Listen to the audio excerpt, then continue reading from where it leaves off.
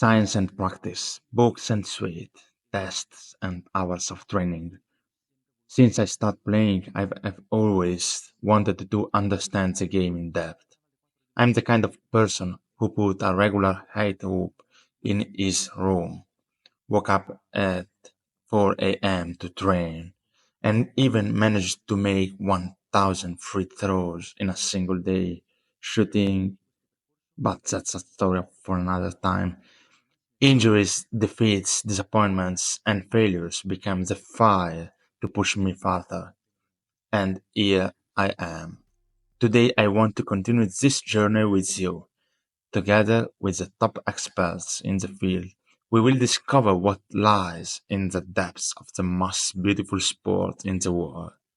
Welcome to Scientific Oops. Oh, Yes, Peter. can you hear me? Yes.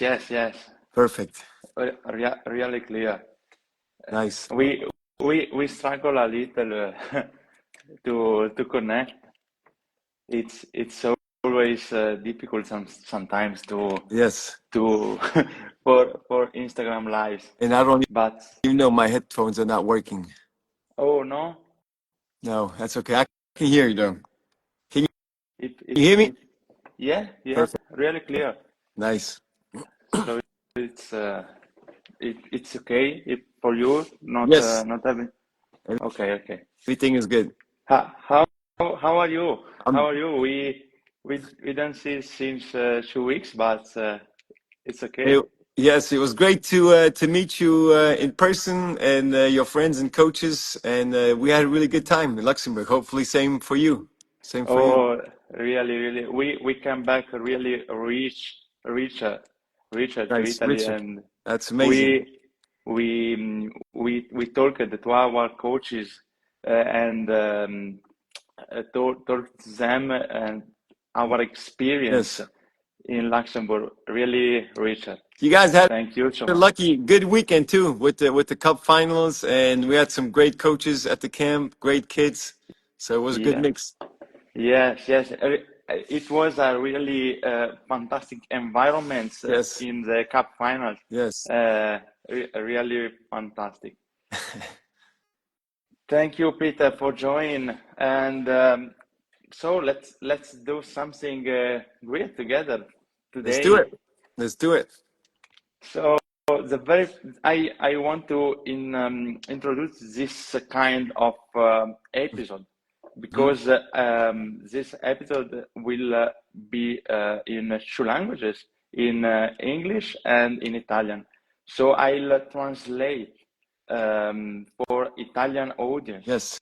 Um, so I want to uh, bring Italians something that we can't find in Italian because ecological dynamics and some other of the new theories Hmm.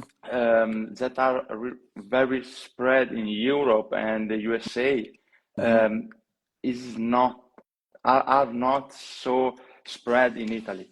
So this is the goal of this podcast, and this is the goal to invite foreign guests Yes. to this Perfect. podcast. So sometimes I will start immediately to talk in Italian, but I believe that it will be okay for you. You're doing amazing in English, so I will try to follow up with some Italian. I know maybe a few words, but yeah, go do what you got to But do. fantastic.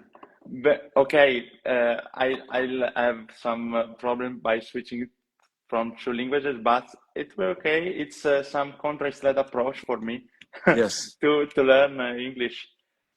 Quindi benvenuti a tutti a questo nuovo episodio di Scientific Oops, dove sarà fatto in due lingue proprio per portare in Italia queste metodologie di allenamento e soprattutto anche portare in Italia l'esperienza di allenatori che lavorano all'estero. E quindi questo è proprio l'obiettivo di riuscire ad arricchire anche in Italia dove magari abbiamo un po' un deficit, soprattutto su queste nuove teorie relative all'apprendimento delle abilità. Quindi adesso farò a Peter la prima domanda, gli chiederò di introdursi e di parlare del suo background e di chi è. So, Peter, what is your background and who is Peter? Uh, yeah, yeah. I will keep it short. So I am born in 1981 in Czechoslovakia.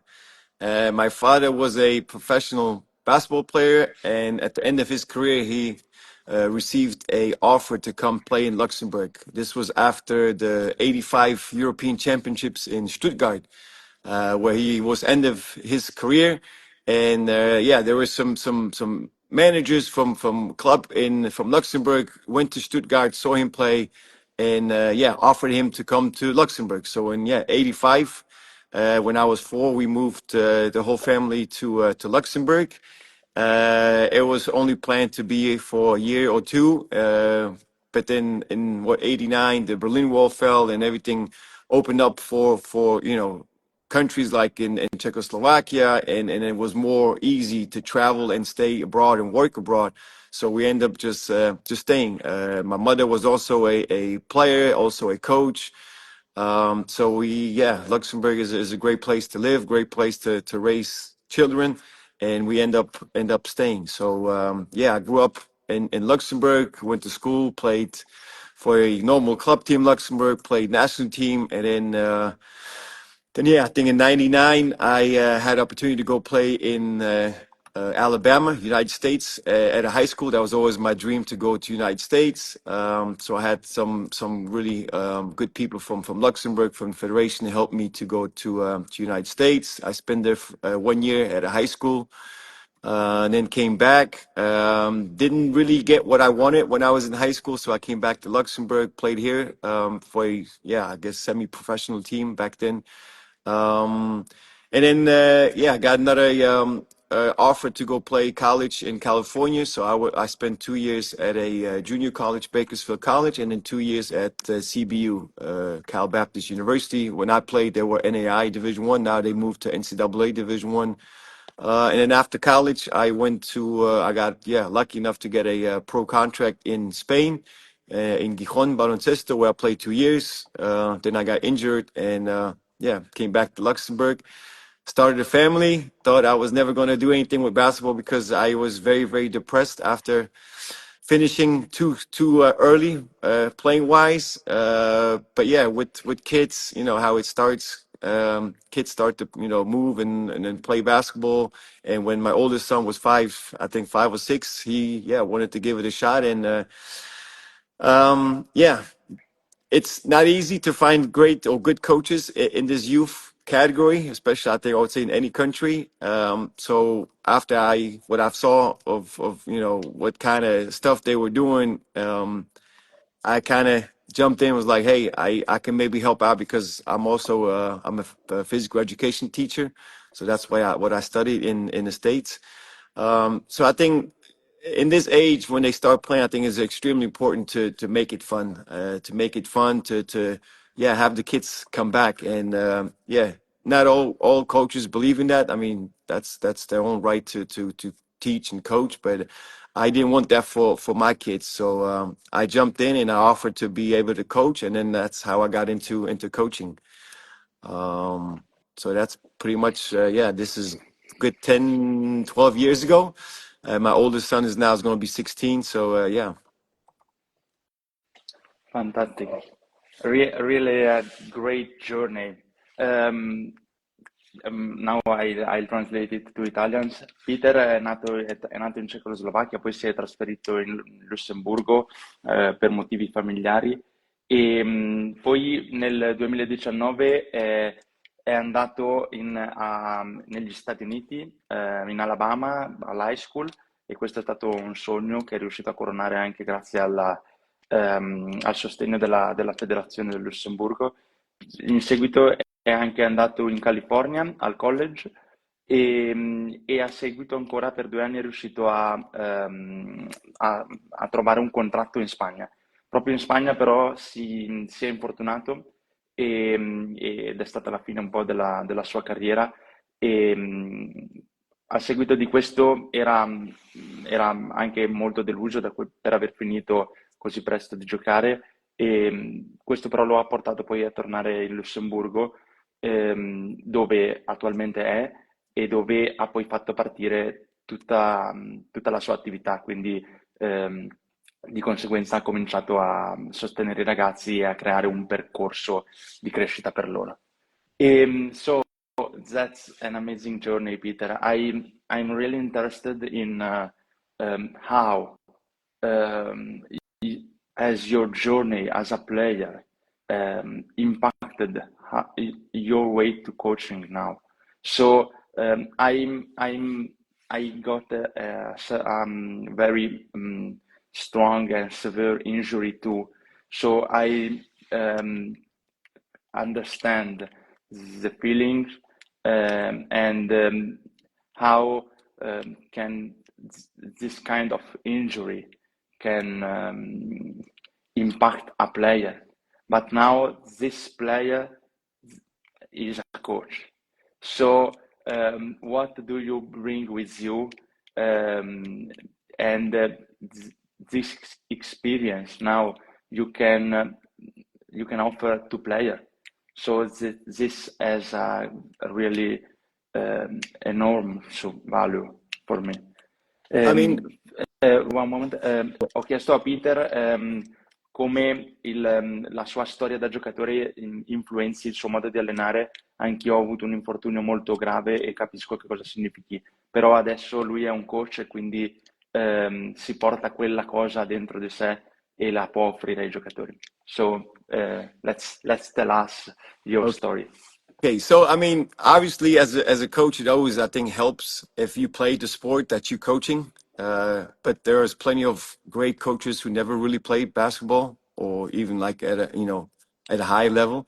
Um, I had some really good coaches when I was growing up, and that's why I'm maybe also so passionate about this because I want to give back to what I have received and the coaches that helped me to get to the United States or to Spain or wherever.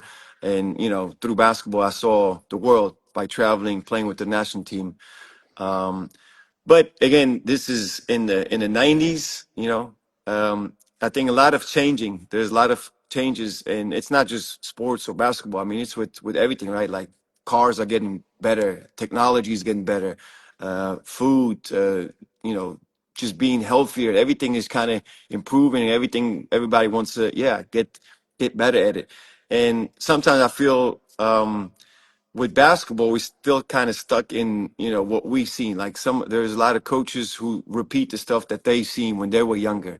And I'm not saying it's bad, but I think there is definitely, if it's through research, if it's through our kids are changing, society is changing, then I think also we have as coaches we need to adapt to the players, and we need to adapt to what's working. Obviously, you want to keep that, but also some of the stuff that's not working. And I relate always to the stuff that we do in practice. Does it relate to the games? If the answer is no, then I'm probably not going to waste too much time with it. So, yes, as a player and now being a coach, it helped. But the coaches I had were great, but I would probably not do the stuff they would try to teach me. It helped me to a certain point. Um, but I think, yes, we in 2025, there's so many ways to get inspired through YouTube, social media. Like you have all these great coaches and YouTube clinics where you can watch and just learn. And it's a constant evolution. Again, with any sport or anything we do in life. So I think it's really important to keep the basics like we've been taught, which is not, I wouldn't say it's bad, but there's different ways where we can learn maybe better and maybe faster. Yes, absolutely.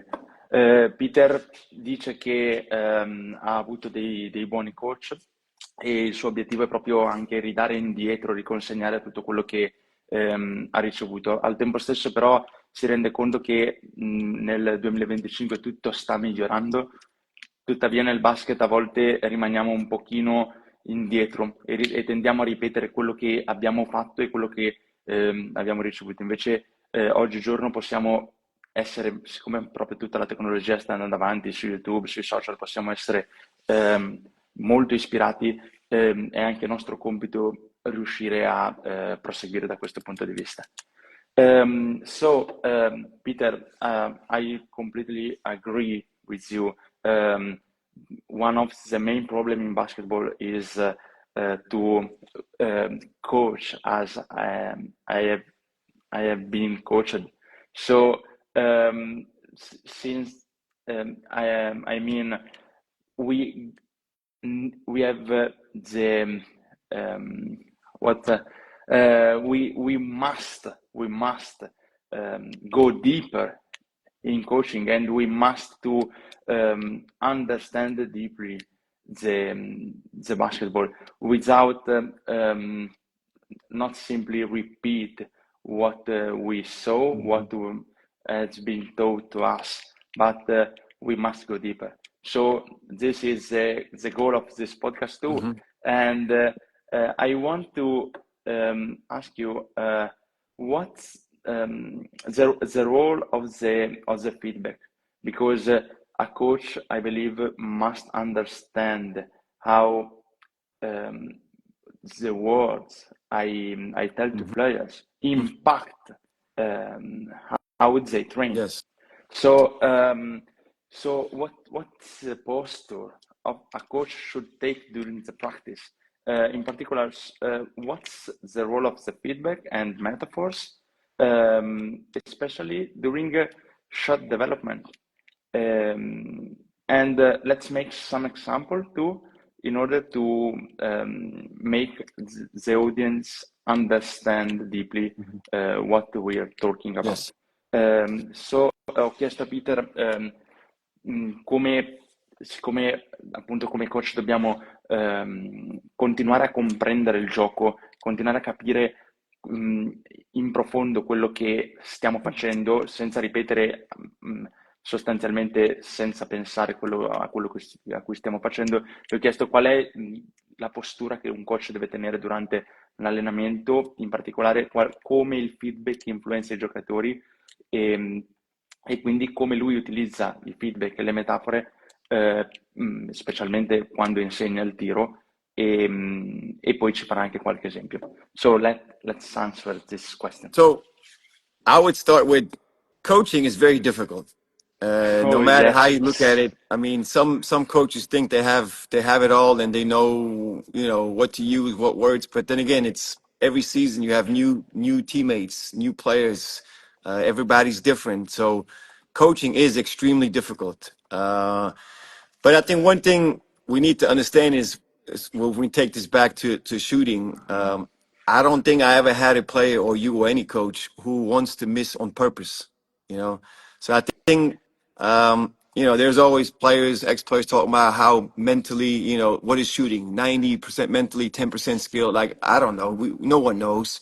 But is shooting mental? Yes, it's huge. It's huge. You can have a most perfect shot, but if you miss two in a row and you stop shooting, then what's that perfect shot and form is going to do for you when you're not going to shoot?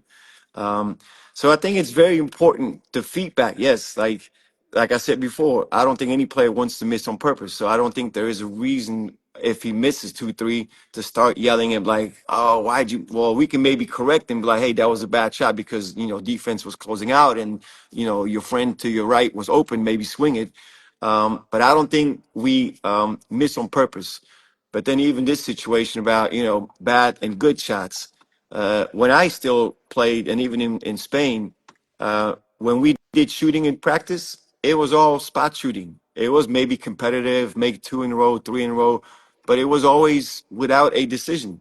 So in practice, obviously, yeah, you start feeling good and you make all your shots.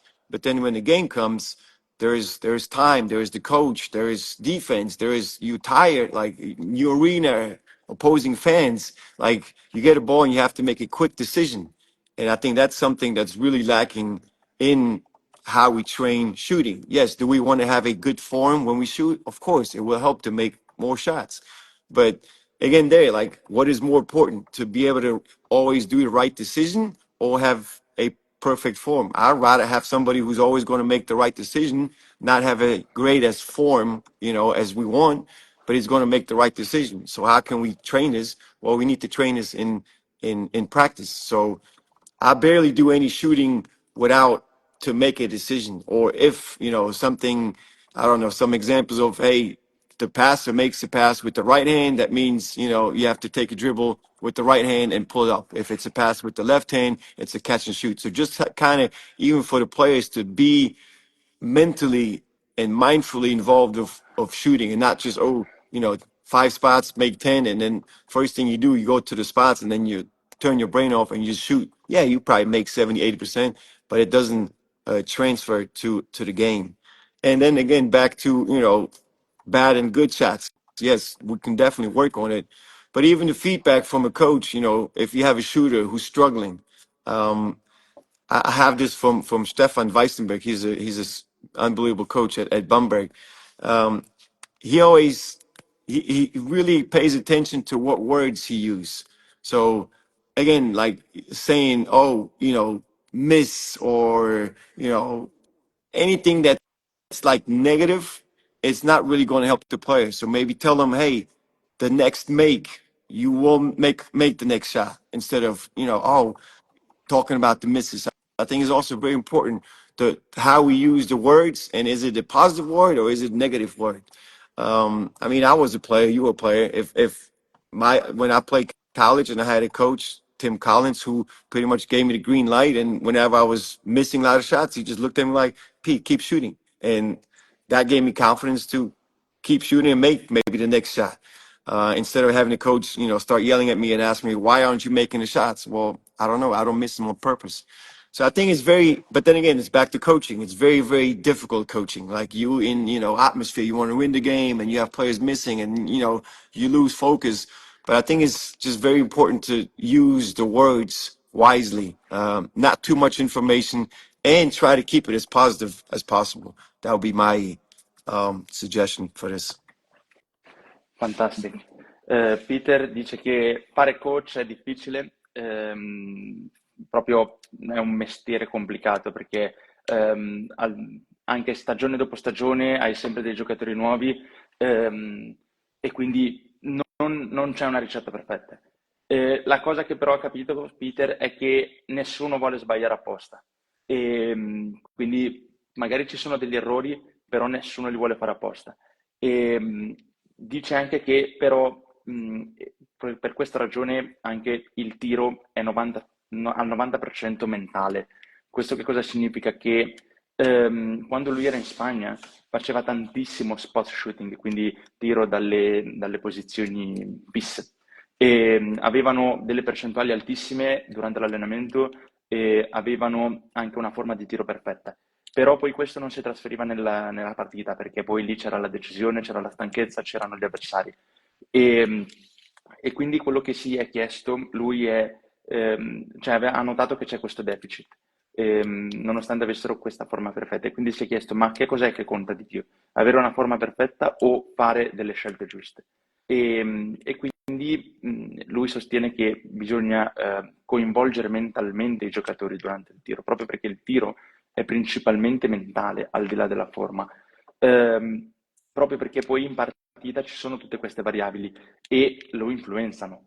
E questo poi coinvolge anche il modo in cui facciamo coaching, nel senso che dare dei feedback, ad esempio, negativi, come hai sbagliato, non aiutano il tiro proprio perché il giocatore è mentalmente coinvolto e quindi al 90% il tiro influenza la testa proprio. E invece dire, ad esempio, vai, realizziamo il prossimo tiro, oppure continua a tirare in modo da infondere fiducia al giocatore. Quindi dice che bisogna usare le parole in maniera molto saggia durante l'allenamento e durante il feedback. So, Peter, I really understand this because I'm mentally, mentally, I receive internally this feedback because I am a very bad shooter, because I am mentally confused. I am mentally impacted by coach's opinion and coach's word. So I perfectly experienced what you said, because I got some good percentages during practice, uh, especially when I am alone. But when I am on the court during the game, I really mentally confused, because I'm really impacted by coach's opinion. Because in my experience, I received some feedbacks that aren't good for me, that weren't good for me. So now, even as a coach, I made this error. I repeated what I received as a player, and I saw how players are never negatively impacted by my feedbacks, because they are mentally weak. Then what I'd like to ask you is the art of less is more, and to the ability to give players the right feedbacks. So how can a coach develop this ability to don't overcomplicate? We usually want to control everything as coach, but too many times we overwhelm players with our dissertation. I love to talk too much, and players they Too much go. information. Sì, yes.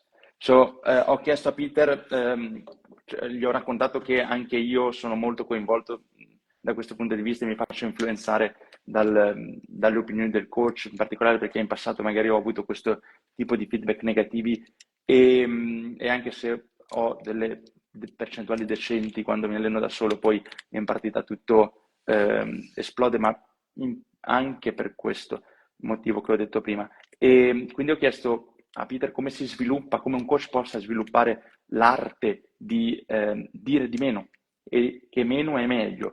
E quindi l'abilità di un coach di non complicare le cose, di tenerle semplici, anche perché spesso vogliamo controllare tutto, ma proprio facendo così spesso mandiamo in confusione i giocatori. So how can we do less, and by doing less achieve more? That's a great question, because if you just take it to the game, I think there is so much going on in the game. You know, obviously we are moving. There's defense. There's time. There's out of bounds.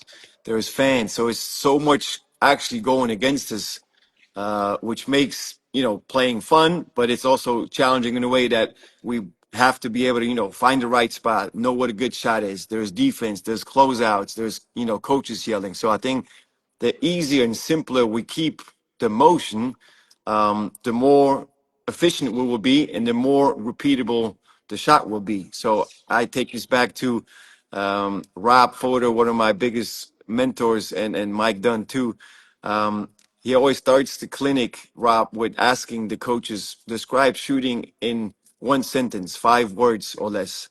And coaches go, oh, we have to have great balance and follow through. And then it's just, and then Rob's, laughing, and then, keep it simple. And his simple way of actually saying it and showing it is just pass the ball to the basket. So if we really look at it, how we pass with one hand, that's exactly almost the same motion as when we shoot. It's the same motion, just our shoulder raises up, to a different angle. So yes, it's called a shot, but it's also, we could call it pass it to the basket. And then you would never say a one-hand pass is a complicated skill. Like, oh, we have to work so much on, passing it. And yes, obviously you want to work on passing, and you have to be able to pass the ball straight.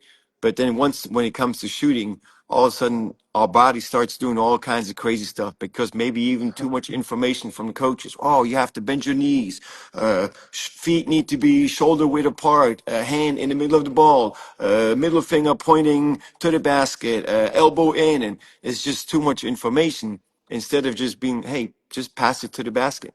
So one way to really, what I love doing is with little kids is when they start playing is we just work on just passing it. Just pass it, and then pass it to the basket. You do this for a couple minutes and you'll see how amazing quickly and easily the kids see shooting. Because I think once they see it for the first time, that's how they will remember it. Like a pass is a very simple and easy move. Anybody can do it. And all you got to do is just raise your shoulder up and pass it to the basket. And then if you're lucky enough and you are in a country that believes in lowering the baskets down to not 3 meters 5, but 2 meters 60 for the kids who start, then obviously it's going to look much, much better. And that's how they're going to remember shooting. And it's simple. It should be simple because, again, we have so much stuff going on in the game where if we keep the motion as simple as possible, then we can create some really good shooters. Peter dice che quando si allena bisogna sia far divertire i giocatori sia comunque metterli alla prova, quindi bisogna comunque essere bravi a trovare quella sweet spot, quell'area di prova dove non è troppo difficile, non è troppo facile per il giocatore. Uno dei suoi mentori, una volta, ogni volta quando incontra il coach e doveva fare un clinic, dice descrivete il tiro in una frase, in 5 parole al massimo. E tutti volevano andare super sul dettaglio, volevano super spiegare, volevano mettere tutto troppo.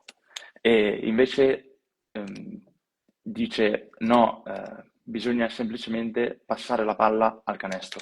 Il movimento è lo stesso del passaggio, alla fine semplicemente l'angolo del braccio è diverso, invece di essere orizzontale andrà più in alto. E quindi non è una skill complicata. Invece quando alleniamo il tiro impazziamo, cosa che non facciamo quando invece alleniamo il passaggio. E quindi una cosa che piace fare a Peter durante l'allenamento è di mettere un giocatore di fronte, un compagno di fronte, fare dei passaggi a una mano proprio per fare la forma di tiro sull'orizzontale, dopodiché lo stesso passaggio viene fatto al canestro. E questo aiuta molti giocatori perché poi ricordano che il passaggio è semplice, che tutti lo possono fare e quindi semplicemente dopo lo passano al canestro. Adesso chiederò a Peter proprio come sono, cioè lui ha parlato di abbassare i canestri e quindi quali modalità aiutano proprio per i giocatori a sviluppare questa facilità. So, Peter, I completely agree with you, and I was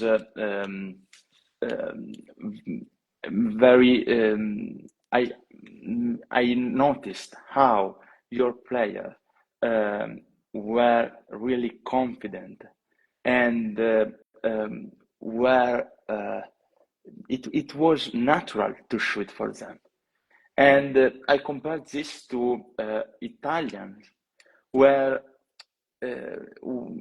I see coaches say player no shoot behind the 3-point line, no shoot like this, do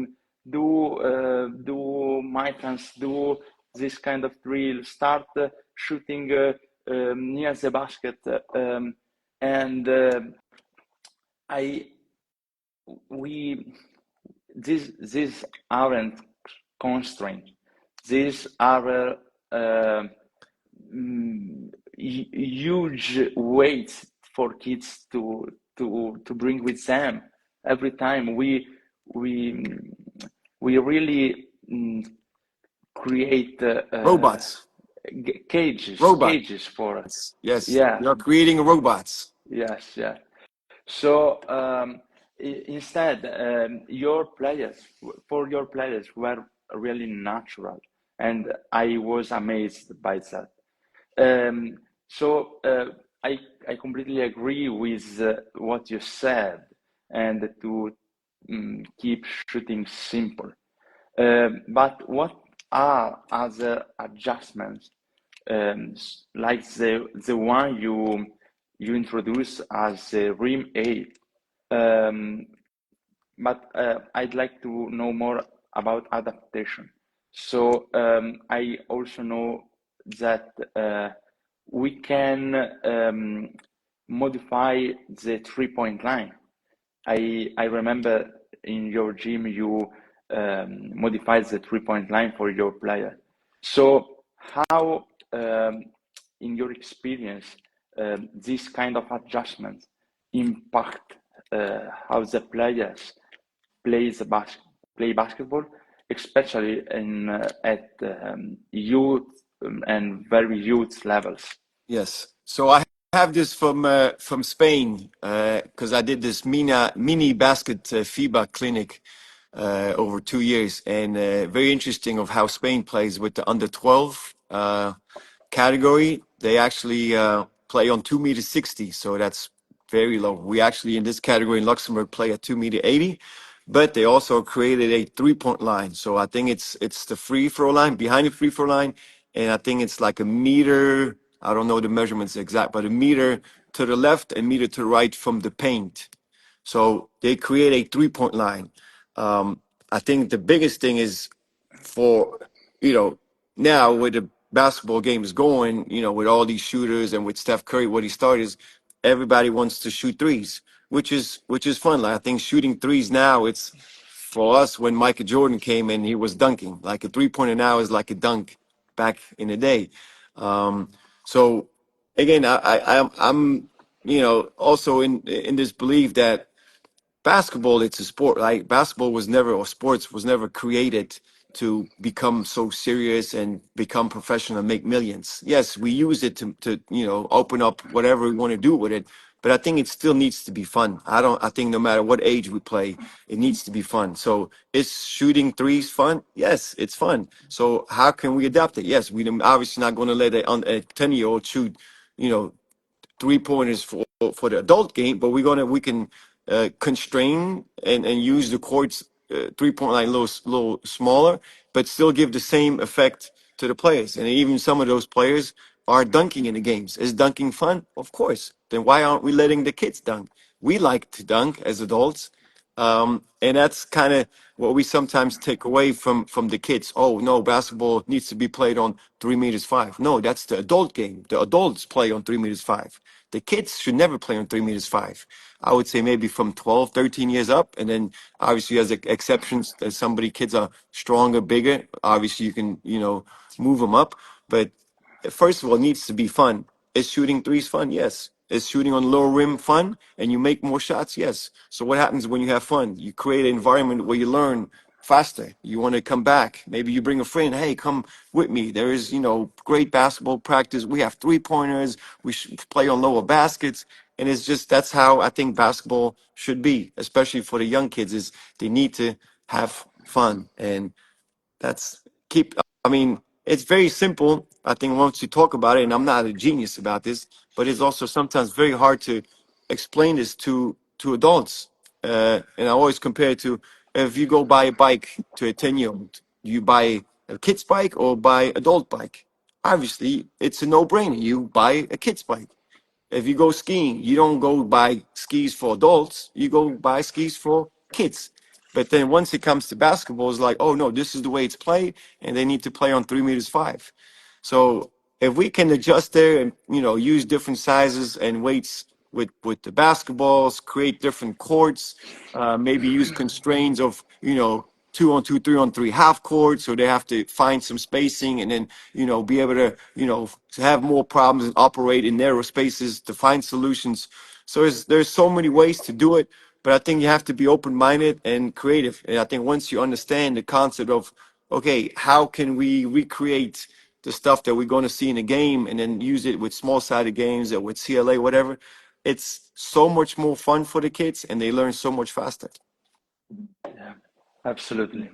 Peter, io gli ho chiesto appunto che tipi di modifiche fa al gioco per garantire proprio il miglior apprendimento possibile. E appunto ha preso queste idee in particolare dalla Spagna, dove a livello under 12 giocano con un canestro alto 2,60, o comunque ci sono modifiche anche nel regolamento del Lussemburgo dove invece di passare da 2,60 a 3,05 subito passano prima a 2,80. Ci sono anche delle modifiche a livello della linea dei 3 punti dove viene avvicinata.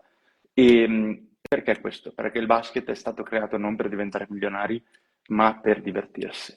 E quindi adesso con Curry tutti vogliono tirare da 3, quando c'era Jordan tutti volevano schiacciare, ma perché? Ma perché è bello. E quindi bisogna farlo fare ai ragazzi. Come? Adattando l'abilità. Peter fa il paragone con la bicicletta e noi non compriamo a un bambino una bicicletta da adulto, ma gli compriamo la bicicletta da bambino. Questo perché è adatta a lui. E al tempo stesso quindi bisogna farlo con le skill, quindi con le abilità, come il tiro, come la schiacciata. Bisogna adattare l'equipment, quindi l'attrezzatura in modo tale che sia più facile per il bambino, che cosa? Divertirsi. Queste non sono idee geniali, ma sono però dei concetti che purtroppo sono molto difficili da far passare e siamo molto restii al cambiamento, purtroppo.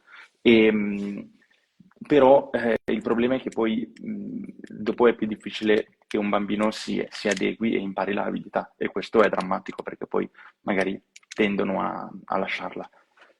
So this is amazing, Peter, because I really see how natural and how your kids inhabits the court.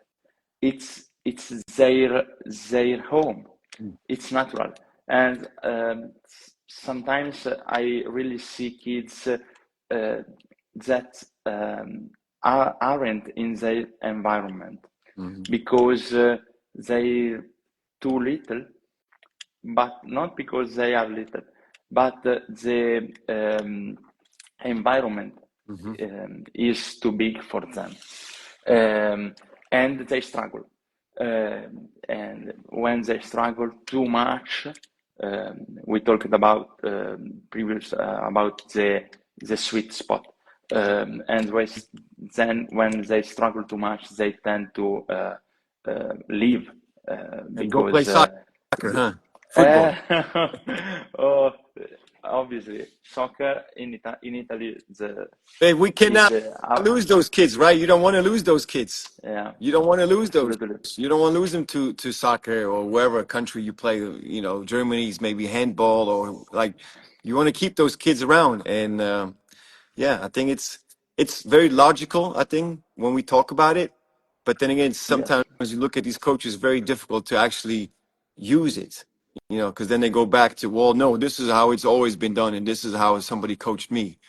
It's evolution. I think we need to, you know, at least just give it a try. Like whatever I was talking about with the, you know, 3 pointers and everything, the height of the basket, I always try it. Either I did a tournament or practice or a season, and I tried it, and you'll see the improvement with the kids they make. It's incredible. I think when I started coaching, I told you about my son. It was normal. We played our thing on. It was still baskets were lower, but we played 5-on-5, 4 times 7 minutes. And one time I kept track. We went to a tournament, and I think we had 8 games or 7, 8 games, short games of 10 minutes. I think I had half of the team who never shot the basketball at the basket. The whole day we played basketball, and they never shot it. Not because of me that I gave the ball to the best players, but it's 5 players. It's too much. It was just up and down, losing the ball, and half of the team didn't even shoot the basketball. So, you know, what we do, then we went back and now we play 3-on-3.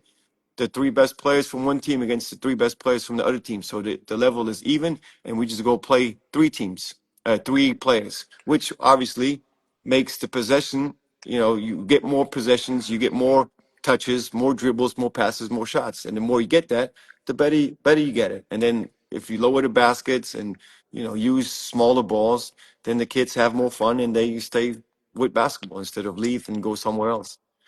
Yes, even because when kids are comfortable with the skill, the next step is they ask for the next step. When they are ready, they completely go forward alone. We don't need to force them to do No, it. When they're ready, they'll do it. and you will see it. You'll see it as a coach when they're ready, Yeah, and then you can always, send them up to category, above, and then have them play there. But um, yeah, I think, in today's society, we want quick fixes, really quick. We want, what is the best drill? What is the best, but everything takes time. I mean, look at Steph Curry. He's what, 35, 36, and he still works at his shot every single day, and he's still not perfect. He still misses more threes than he makes in a game. So can he become a better player? Of course. So if he can become a better player and works on it every day, then what's on us, the coaches? We should be trying to get better every day, every practice, every day should be something new. Try it out, and always remember to, keep it fun, and keep it in a way of where you can actually, stuff that you do, you can translate into the game. yeah, yeah. Abbiamo appunto parlato, proseguendo il discorso di prima, che appunto dobbiamo tenere i giocatori, dobbiamo continuarli a far giocare a basket e l'unico modo è farli divertire, trovando proprio quella sweet spot, quel range dove si divertono ma sono anche messi alla prova. Non deve essere troppo difficile. Peter appunto raccontava di alcune partite dove c'erano più palle perse che tiri. Non tiravano neanche una volta questi bambini proprio perché il livello era troppo alto. E invece bisogna continuare ad adattarlo proprio per garantire il naturale sviluppo. E poi si vedrà, proprio il ragazzo stesso progredirà e si vedrà quando è pronto, senza bisogno di forzare questo sviluppo. Peter, one last question. Maybe two.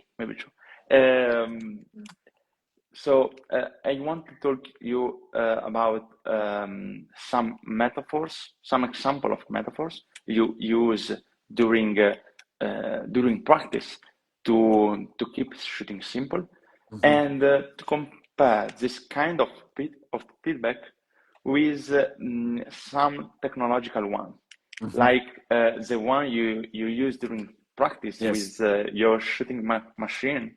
And this feedback is a technological one and is instantaneous. Quindi ho chiesto a Peter di farci qualche esempio sulle metafore che usa durante l'allenamento per rendere il tiro, l'insegnamento del tiro semplice, e di compararlo però con la sua macchina del tiro, che utilizza anche questa durante gli allenamenti, che dà un feedback di tipo istantaneo e tecnologico. So let's cover this topic. So when we take this to shooting, I think even when I still played, and there's still so many coaches do it, which is, I don't think it's bad. It's never bad. I mean, you practice, you want to help. We all, I think, want to help. But a lot of the feedback that we give the players is usually all internal, okay? It's all about our body. How do we have to put our body? Elbow, hand, hips, knees, head, everything is so internal. And yes, I think there's players who need it, who want it. But there's also, I think, what I found out, much easier and simpler way to do it with external cues. So you have internal cues, how to hold your body, your hand, your wrist, elbow, but you also have the external cues. Just a very simple example of, having a follow through. So what I tell the kids is follow through. Imagine a giraffe eating leaves off a tree. So, or a goose, or a whatever. How does it finish? And then they can imagine it in their head, and then they will do it. So with little kids, I always do jump like a frog and finish your shot like a giraffe. And you'd be amazed how quickly and easy they pick it up and they do it without even saying anything about the body, how to drop our hips, knees, base, wide. Everybody's different, and they will figure it out.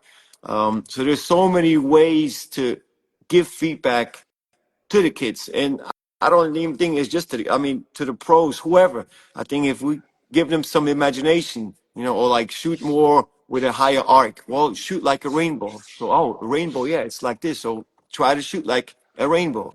So there's so many ways, you can give feedback to, and it's all going to be then external. So it's very similar to the machine, or to the system you were talking about. It's the respect system, where after every shot, you get a grade of the shot and you get your arc. So without even telling anything about, obviously if you're going to shoot short, you're going to, hit the front of the rim, or you're going to see it on the screen and it's going to give you a bad grade, and you will know, oh, it was short. So without me telling, oh, you have to maybe drop your hips more, maybe follow through, maybe push hard, like shoot fast, like so many ways, all internally, he can just look at the screen like, oh yeah, hey, and my arc was too low. So you can pretty much on your own, I would say, like, be your own shooting coach to adjust the shot immediately after you take the shot. I mean, obviously, you can do this also without the machine. Like, this is what I always try to tell my players: like, use the misses as a feedback, because most of the time when you make a shot, you feel like, oh, everything was good, right? So you don't have to correct anything. But use the information you get from a missed shot. You miss always to the left. Well, why is it? And then, if he can't figure it out, then maybe I can come in. But it's all about, for the player too, like, how mindful are you about shooting? Because I think every shot is going to take you higher or lower, like make you a better player or a worse player. So no matter what we do, that's why I don't like when players come in before practice and they just kind of just BS around and then shoot half court shots. I'm like, if you get in the gym and you only have 3-4 hours a week of practice, well, use the time wisely. Come in and work on something that you're gonna need, and use the information you get from a missed shot to get better, because every shot will be able to make you better. And if you just shoot and don't, pay attention and are not mindful about it, well, then you're going to get worse, because you're going to keep wondering and you're not really, focused and mindful about it. So um, you see it with the best players. They want to get better and they get better so much faster. And then with the other ones, it's just sometimes, yeah, it's just, I guess, if they come in and just have fun and want to play some games, that's okay too. But again, it depends on what level you coach. Peter ci ha raccontato appunto del fatto che spesso utilizziamo troppi feedback interni che magari aiutano qualcuno, ma in realtà c'è una via più semplice, i feedback esterni. Lui dice che appunto si possono usare delle metafore, come ad esempio invece quando devi insegnare il follow through, quindi lo spezzare il polso e seguire la palla, dice pensa a una giraffa che prende del cibo su un albero, oppure se devi spiegare il salto, invece di dire piega le ginocchia, che è un feedback interno, e di ai ragazzi salta come una rana e finisci come una giraffa. E questo per usare un po' di immaginazione, altrimenti se no i ragazzi sarebbero troppo appunto sommersi da informazioni tecniche. Oppure se devi aumentare l'arco del tiro puoi dire pensa di tirare come un arcobaleno se un giocatore tira troppo piatto. Con la macchina è la stessa cosa, perché ogni volta che tiri il macchinario ti dà un feedback, ti dà un giudizio e un valore relativo all'arco di tiro che hai utilizzato. E quindi il feedback rimane esterno e tu ti migliori la tua tecnica, il tuo tiro sulla base di quello, senza dover stare a pensare a troppe cose internamente.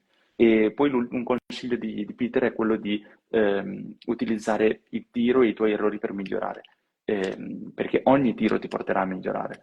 E dice che appunto i migliori fanno questo e sono anche quelli che migliorano più velocemente, perché usano questi errori in maniera saggia per migliorare.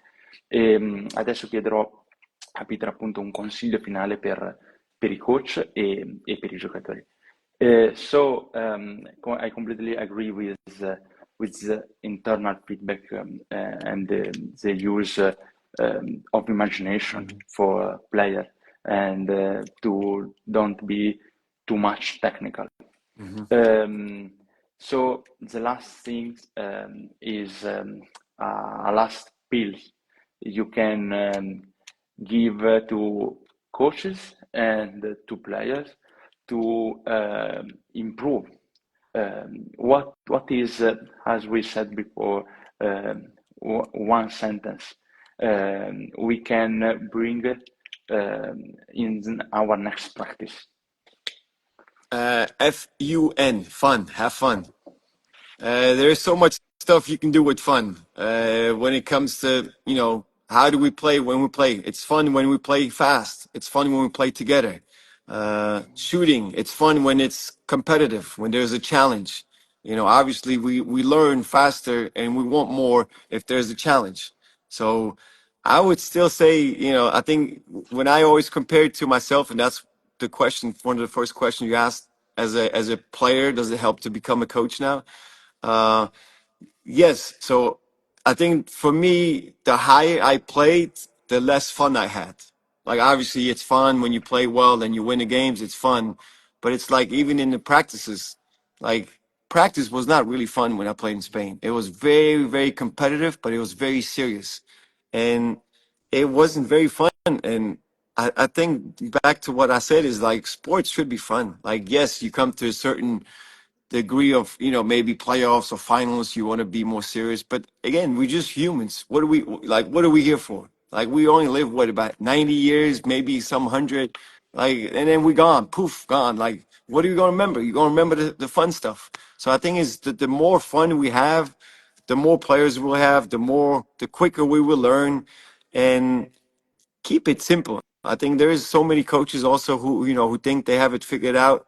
I don't think anybody has it really figured out on how to really make anybody better. Why? Because every player is different. Everybody has a different feel, different talent, different touch, different training, different height. Everything is so different and unique with our humans that there is not one way to teach it. I love teaching shooting based on physics because basketball is a implement. We have to implement it to our body, and we have to be able to create enough energy to shoot the ball up into the basket. Yes, physics is great, but there is no one way to do it. Like, then again, do we always need 100% of our force to shoot the ball? No, it's not like boxing where we want to KO somebody. Like, do we need power in basketball? Yes, but we don't always need it. And then again, you have players, like a Kobe or LeBron, who are very physically gifted and strong, who can have a two motion shot and jump up and hold and fly and shoot and make it. Yes, great. But then we also have most of the times players who are not that physical and not that strong. So you want to make sure they have more of a one motion or quick or fluid shot so they have more power. So there is not one way to do anything in life, I think. And the more ways you can actually try out and have fun and use, differential learning and, CLA and small sided games and challenges and whatever it is, the more fun you actually have as a coach and obviously also as a player. And the more as a player you want to have, more, like you want to be challenged and you want to see something else every practice. So switch it up, give it a try. There's so many times I always stick to this rule. I always want to make sure every practice I do something that I have never done. And sometimes it works, sometimes it doesn't, but it makes me a better coach. And it makes the players always wanting more because they have no idea what we're going to do. Some coaches use 4 or 5 shooting drills the whole year. As a player, you get bored. It's just not fun doing the same stuff over and over again. So yeah, long speech now, long talk, but I think keeping everything simple, keeping it fun and challenging will definitely make you a better coach and better players. Peter dice una parola: divertiti, divertiti, divertiti come giocatore, divertiti come atleta, come giocatore, come allenatore. E questo lui lo riporta alla sua esperienza. In Spagna lui era super competitivo, ma poi non si divertiva, era troppo serio. E invece l'obiettivo è proprio divertirsi, e questo, cioè, è lo scopo della pallacanestro. Come si fa questo? Si fa attraverso comunque un ambiente competitivo che ti stimoli e quindi anche con una giusta difficoltà. Però questa va adattata. Peter non fa gli stessi drill tutti gli allenamenti, ovviamente basa i suoi allenamenti sulla scienza, perché è fondamentale questo, però utilizza ad esempio content-led approach oppure differential learning, small-sided games o comunque un certo grado di competitività che permetta ai giocatori proprio questa sfida, questo divertimento. E questa è proprio la chiave per migliorare. So Peter, I'll bring your advices with me because I'm too much serious when I play. And I too many times forget to have fun with basketball. Yes. I'm too focused to other things, to other technical things, to how things should be. And the then I never be in the moment, and I never really play basketball. So and I see this is the biggest problem of a lot of players too, and to coaches too, Yes. because the basketball is the same for players and coaches. It's the same sport from different sides. But the main goal is to have fun. Yes. So I mean, is losing fun? No, because I mean, you no, have two teams, right? Somebody's absolutely. losing, so no, it's not fun losing. But again, with losing comes what? Comes, learning. Like, how do you learn? Maybe by losing. I think, this is what all the greatest players, right, say. We have to lose before we win. So don't take losing as negative. Take it as a positive. Learn from the mistakes. Learn from the missed shots. Learn from the feedback you get, and try to get better. And that's the fun in it, to me. Peter dice che c'è, ovviamente perdere non piace a nessuno, ma perdere può essere usato in maniera saggia per migliorare, per divertirsi, per ogni errore ci può portare a questo miglioramento e questo è il divertimento. So Peter, thank you so much because this is the first episode of Scientific Oops in English, and I'm really glad to. You did amazing, man. I wish I could talk to you in Italian. You have to prepare because we will challenge you when you come in Yes, Italy. yes, yes. So you have to do I some have to. Italian. I have to learn something. Yes. Yeah, fantastic. So thank you. Thank you. Have a good day, and your journey, I believe, is fantastic because I saw how the kids come into your gym, and that's the response, the very first response of our job. Yes. So Thank you so much. thank Peter, and see you soon. I will see you very soon. Yes, I can't wait for this. This is going to be amazing. Fantastic. Vi salutiamo, Peter ci saluta e ci vedremo presto perché Peter verrà in Italia, faremo un evento insieme e sarà proprio una bella opportunità per portare questi concetti qui in Italia, dove sicuramente c'è bisogno di questa innovazione. So, thank you, Peter, and see Ciao you soon next time. ragazzi. And Yes. Peter is already ready to come in Italy. Yes. Yes. Yes. Ciao, Peter. Take care. Ciao. See you next. Ciao.